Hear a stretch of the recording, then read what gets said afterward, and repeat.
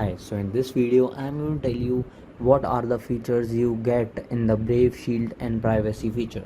So for that you need to click on three dot and go to settings, and then you have a feature called Brave Shields and privacy. Now you have a plenty of options here. I will tell you every options one by one.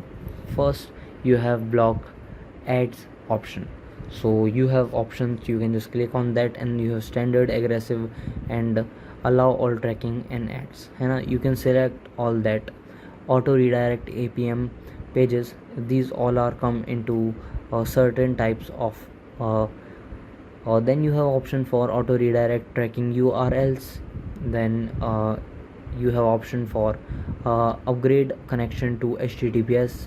Then you have option for block scripts, then block cookies, then block fingerprinting. Okay, then prevent fingerprinting via language setting. You have option for clear history browsing, clear data and on exit, or then you have option for clear browsing data, or you have some option for social media blocking. You can see here.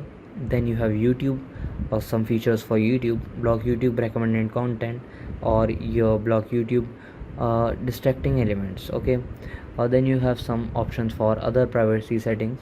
You can just go through every settings in this area. Okay,